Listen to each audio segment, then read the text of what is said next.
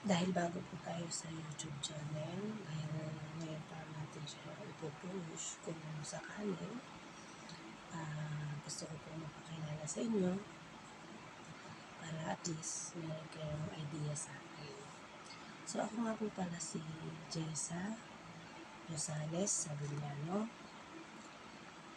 aka Sue Ramirez daw, ng Barangay Bukana, nasa Batangas. So ako po ay isang single mom at ako po ay nagtatrabaho sa Club Punta Puego bilang isang pastry chef helper. Pinsan ko po si Kaping Stalsek, si Badiday, si Marjorie Rosales, si Jamie Nukong. Matagal na po naman nila akong ini-influensyahan na mag-vlog. Although, yung YouTube channel ko po ay matagal na rin po. Kaya lang po, yung mga pinopost ko po sa channel ko ay mga short videos lang po.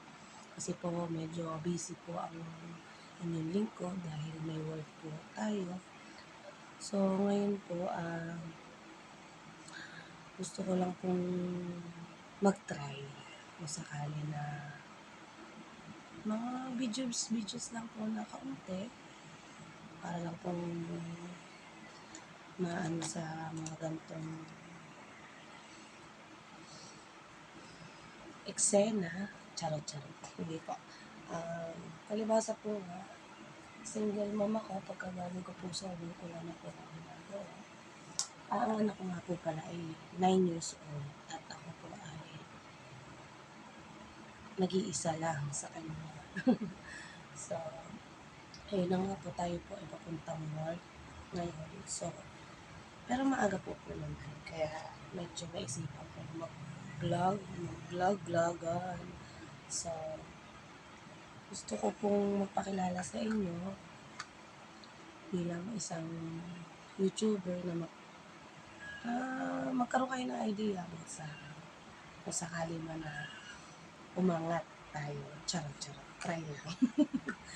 Pero, tawagin niyo na lang po ako sa pangalan na Kasura. Hindi po Sura Ramirez, Kasura. Charot. Wala lang.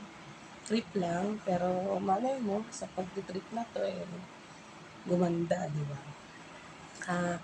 Matagal na po ako inumpluwensyahan ng mga pinsan ko, katulad po nila Kapayaso. Isang beses po naka-live sila na ako na napunta po ako sa dagat, napatambay lang ng kaunti. Tapos nakita po ako sa live nila na merong isang viewers na nagsabi na, although marami naman po nagsasabi, pero hindi naman po ganun kakapal ang mukha natin. Pero marami naman po nagsasabi na kamukha ko daw po si Sue Ramirez. Pero marami naman po nagsasabi. Pero syempre hindi naman ganun kakapal ang mukha natin para i-push natin na ganun talaga. Pero kaya yun, marami pong nagbansag sa akin na sa mga viewers na mga kasu. Kaya dadagdagan na lang natin ng Kasura. So, abangan nyo po yung mga susunod na videos natin na kaunti lang, na hindi naman tayo para magpasikat yung mga pakilala lang, ano yung ginagawa. At thank you nga po pala kay Kuya Gado TV. Siya po, isa po siya sa mga vlogger na nag-push din sa akin na nakilala ko din, na nakasubscribe po ako sa kanya. Na pag naglalay po siya ay inilalagay niya po yung nilalagay ko po yung link ko, yung YouTube channel ko sa kanya. Then, tinatanggap naman niya po at saka inaano niya po sa mga kakilala niya na tulungan ako. Thank you Kuya Gado TV.